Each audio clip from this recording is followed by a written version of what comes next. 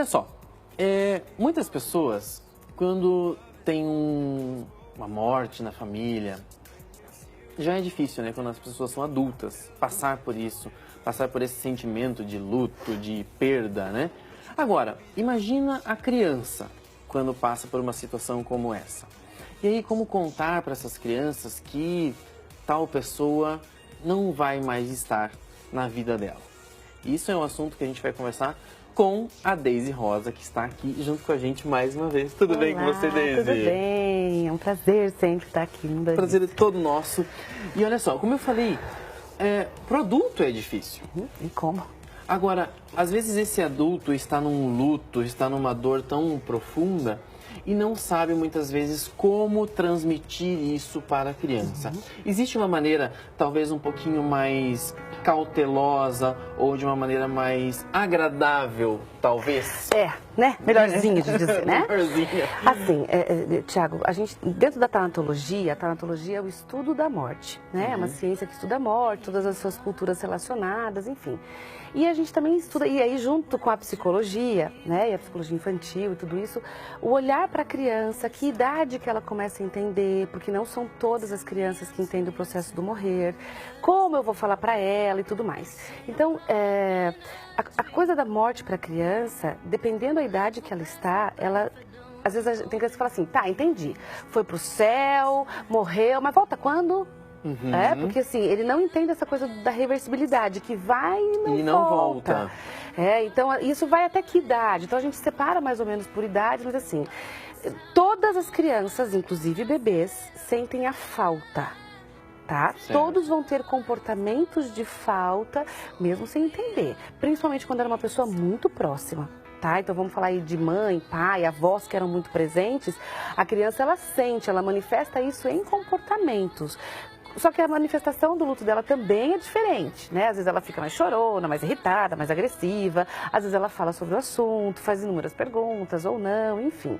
Mas de um modo geral, a gente tenta falar do processo do morrer, a gente chama isso de educação para a morte mesmo, que não precisa ser necessariamente quando morre alguém.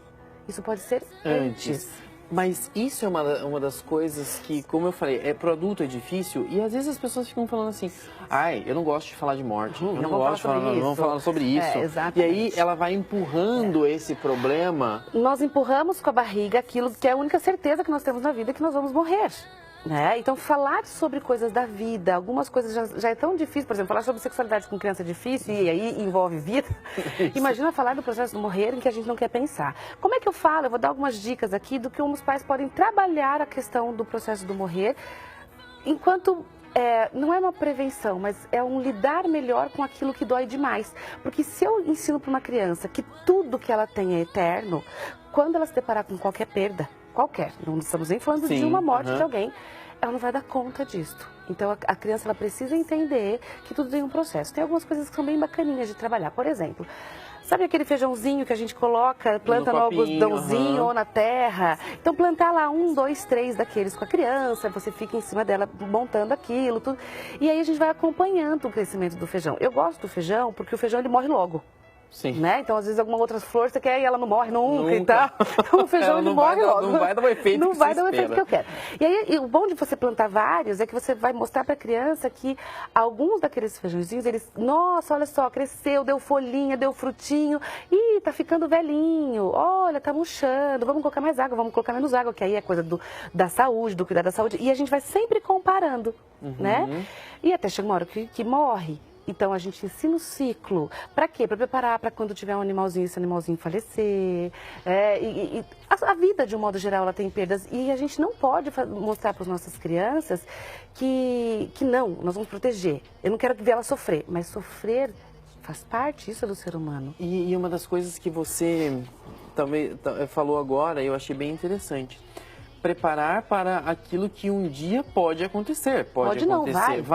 Isso que pode acontecer amanhã, depois, ou logo, ou mais tarde, mas vai acontecer. Nós estamos falando de perdas, que são inúmeras, né? A gente perde o corpo infantil, a gente perde o corpo de adolescente, a gente perde o primeiro namoradinho, a gente perde aquele brinquedo, a gente perde pessoas, a gente perde emprego, então a gente perde na vida. A vida não é um mar de rosas constante. Então a gente precisa ensinar essa criança a entender que isso é algo natural, dolorido, mas natural. Mais natural. Exato. E eu pesquisando um pouquinho desse assunto, eu vi uma história onde a criança chegou para os pais e perguntou assim, por que o vovô morreu? E aí eles não sabiam. Mas aí o pai foi tão assim direto e falou assim, não, todo mundo vai morrer, vai ser enterrado ou vai ser cremado. Aí a criança ficou assim, o que é cremado? E aí como contar para essa criança todo esse processo? É um processo lento, mas necessário, doloroso, mas que é preciso passar. Então vamos pensar que então morre-se alguém da família, tá? O ritual do velório, que é o nosso ritual aqui na nossa cultura, ele é dolorido, claro, ninguém ama ir no velório, mas ele é importante porque ele fecha ciclo. E a gente tem inúmeros estudos que comprovam que quem não fecha o ciclo, depois aparecem outras formas de patologias, doenças, enfim. Um luto tardio, que a gente chama. Sim. Na criança, então assim, a gente deve ou não deve levar a criança do velório? Como é que eu conto para essa criança? Primeiro, quem deve contar sobre esta morte deve ser uma pessoa próxima da criança, uma pessoa que a criança gosta. Tentar falar a linguagem da criança, mais infantil, porém é possível dizer, eu não sei, porque a criança vai perguntar, tá, onde é que é o céu? Por exemplo, a gente não sabe. O cuidado que a gente tem que ter com o céu é assim, o céu é lá onde tem as nuvens, aí a criança vai andar de avião, e aí? Cadê o vovô? As nuvens estão ali, né? Cadê o vovô que não está aqui nas nuvens? Então, se eu for falar que daí cada família, porque não tem um jeito muito certo, cada um tem a sua crença.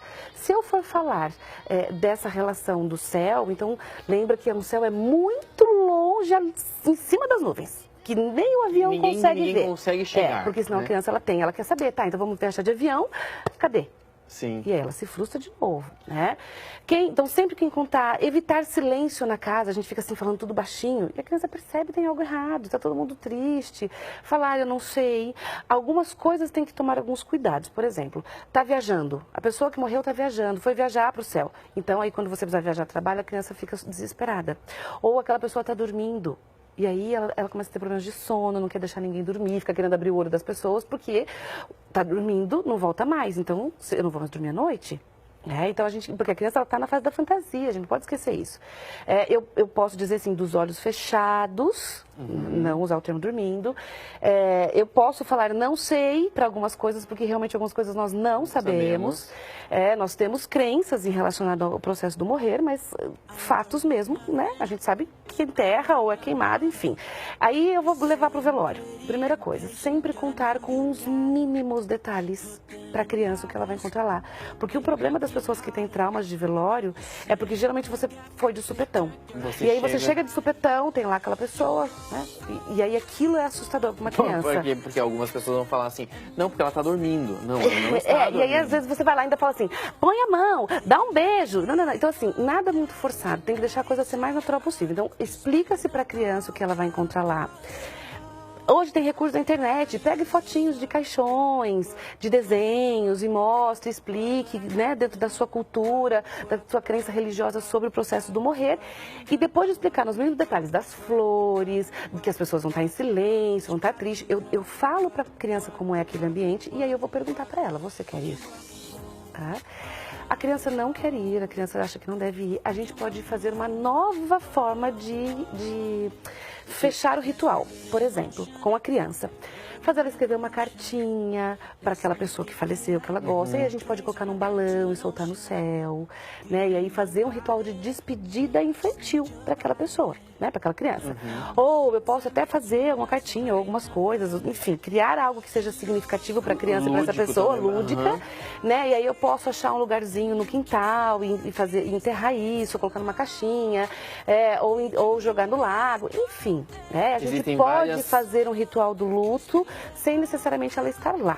Então... Agora, a pergunta que eu quero te fazer é pra gente encerrar o nosso papo aqui, é assim, ó. Você já tocou nesse assunto algumas vezes. A pessoa virou uma estrelinha no céu. Ai, Jesus, então vamos lá. Pode ou não pode? Alguns autores falam que não pode, que não é bom, né? E já alguns autores falam que pode. Eu vou te dizer, então, diante daquilo que eu vejo, tá? Eu penso, e eu vejo alguns, né, na clínica, em outras situações, em que quando a gente pensa na morte por ela mesma, então assim, aquela pessoa que eu amo, tá lá embaixo da terra, os bichos estão comendo, isso dói. Né? Se eu entendo que essa pessoa está num lugar melhor, está me olhando, está me protegendo, isso ameniza emocionalmente. Então, às vezes, acalma as questões tão doloridas que são, né? Que já são doloridas. Então, eu vejo que muitas vezes a coisa da estrelinha no céu, para muitas crianças, até para adultos, né? A coisa do anjo e tudo mais, ela dá uma paz. É algo de conforto. É algo de conforto, porque é isso, a gente precisa entender o conforto, né? E claro, eu posso falar do anjo, eu posso falar da estrela, a gente utiliza sim a questão da fé, da crença, da fé, porque ela pode facilitar no processo do luto. Então não sou eu, terapeuta, quem posiciona a minha fé, mas se você tem alguma fé em algo, alguma crença em algo, a gente acaba utilizando disso para tentar trabalhar essas dores emocionais que são tão intensas, para que a gente consiga, aos poucos, ressignificando aquilo que perdeu o significado da vida. Que forma gostosa de terminar o programa de hoje. Nós falamos um pouquinho desse luto infantil, de como ensinar as crianças que alguém partiu, sem deixá-las magoadas, sem deixá-las traumatizadas. Deise, obrigado por ter vindo aqui no programa, tá? Mais uma vez. É uma delícia estar aqui.